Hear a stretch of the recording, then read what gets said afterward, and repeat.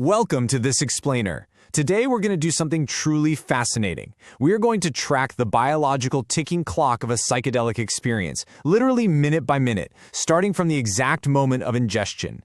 We're going to map the incredible journey a single molecule takes from a mushroom spore all the way to a human synapse. But right out of the gate, I've got a massive plot twist for you. 0. That is exactly how many receptors in your brain are activated by the psilocybin you actually swallow. Psilocybin itself is completely pharmacologically inert. Think about that for a second. If you were to bypass the digestive system and somehow introduce pure psilocybin directly into your brain tissue, absolutely nothing would happen. No trip, no altered state, nothing. So, that brings us to the central mystery we're unraveling today. How on earth does a completely inert molecule create such a profound psychological transformation? What exactly is happening inside the human body to turn this chemically silent compound from a mushroom into a literal key that unlocks the mind? Well, the pharmacokinetics we're about to explore provide a perfect biological blueprint that maps directly onto the human experience. Section 1, the prodrug paradox. Okay, let's dive right into this. Pharmacologists use the term prodrug for this kind of concept. A prodrug is essentially an inactive precursor that the body itself has to metabolize into an active form. It means the mushroom's chemical literally requires a human biological process to unlock it. You see, the mushroom equips psilocybin with this protective phosphate group. And for the mushroom, that's a brilliant survival and storage strategy because it makes the compound highly stable and water-soluble. But for us humans, that phosphate group is a massive pharmacological liability. It makes the molecule way too polar, physically blocking it from fitting into our serotonin receptors. It's just too charged up to cross the blood-brain barrier. So before anything can happen, it has to be stripped down into the true active molecule, psilocin. Section 2, the gut transformation. Let's move along and see how this builds.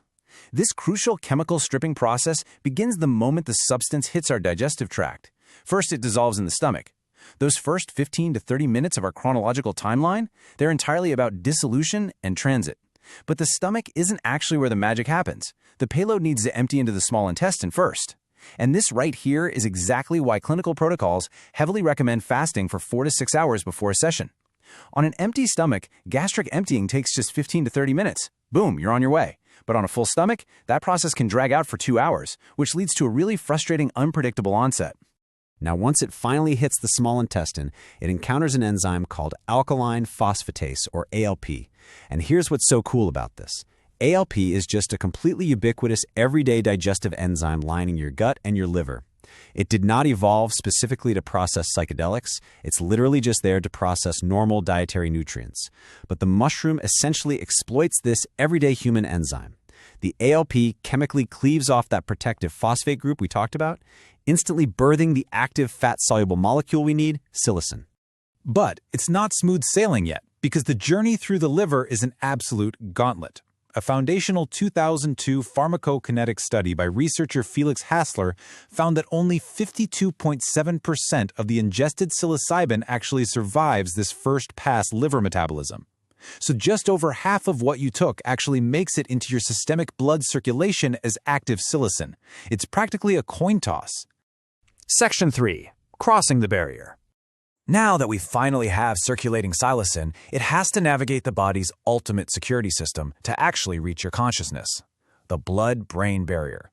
This is a highly selective, incredibly tough fortress of cells designed to keep circulating toxins far, far away from your brain tissue.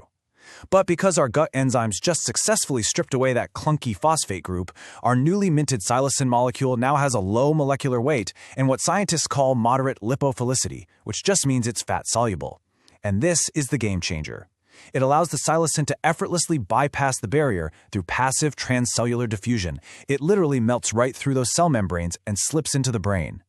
Let's anchor this fascinating microbiology back to what you actually feel in the macro experience. At minute 0, you ingest it. By minute 15, the stomach clears. And right around that 20 to 40 minute mark, the psilocin is actively crossing the blood-brain barrier.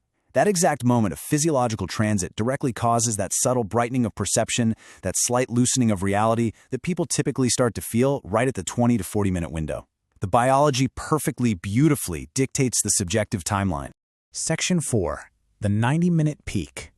And this brilliantly illustrates how the phenomenological feeling of a peaking trip mirrors hard science. As the molecule floods across the barrier from minute 40 to 80, the psychological intensity sharply ascends. Why? Well, simply because the amount of psilocin in your blood is rapidly rising.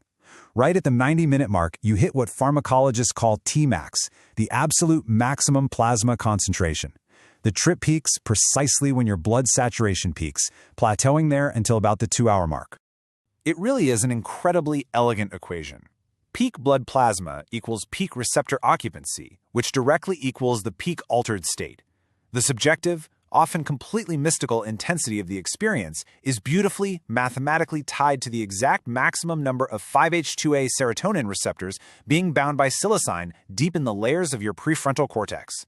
Section 5. The come down. But of course, what goes up must come down, right? As we gently shift to the descent and look at how the body actively works to process and eliminate this powerful compound, the magic number to remember is 163. That is the elimination half-life of psilocin in minutes.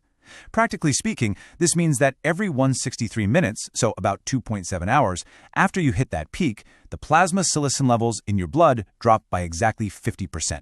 The liver handles this cleanup through completely non-toxic metabolic pathways. The primary method is oxidation via an enzyme called MAOA before the molecule is made water-soluble and quietly eliminated in urine. There's a really crucial clinical note here, though.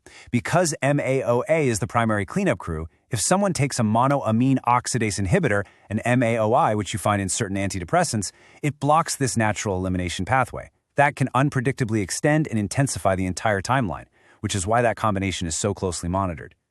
Section 6. Why experiences differ.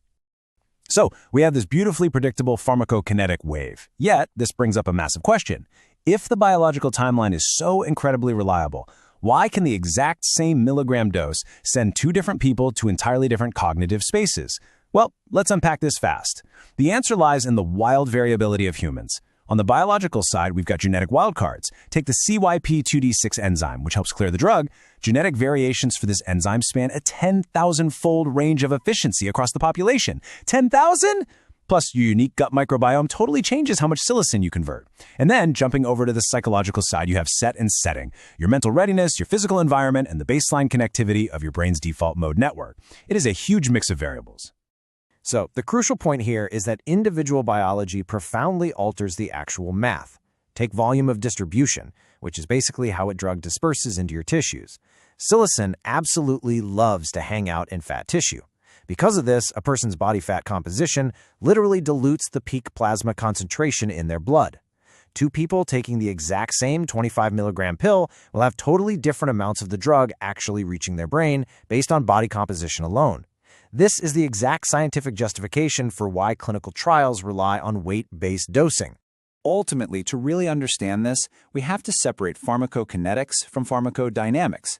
The kinetics, the physical timing, the gut enzymes, that reliable 90-minute peak, they dictate the timeline of the plasma curve. But the dynamics, your unique brain architecture, your personal history, your environment, they determine what that curve actually means to you. Biochemistry absolutely dictates the clock, but the individual's mind determines whether the experience feels terrifying or completely liberating. You know, I think Albert Hofmann, the brilliant chemist who first isolated psilocybin, really hit the nail on the head when he said, knowing the mechanism does not exhaust the meaning. We can map the objective science perfectly, from the spore to the gut, all the way to the synapse. But mapping the terrain doesn't erase the profound, subjective magic of what actually happens to human consciousness during those precious few hours. Which leaves us with one final, deeply provocative thought to ponder today. As we've seen, this entire metabolic journey is completely transient. The molecule totally leaves your body within 24 hours, gone. Yet, the neuroplasticity it triggers, the actual growth of new dendritic spine connections in the brain, can initiate psychological transformations that last a lifetime. How does a fleeting, 90-minute biological peak rewrite the very architecture of who we are? That's the real magic of the science we've unpacked today. Keep wondering, keep learning, and thank you so much for joining me on this explainer. See you next time.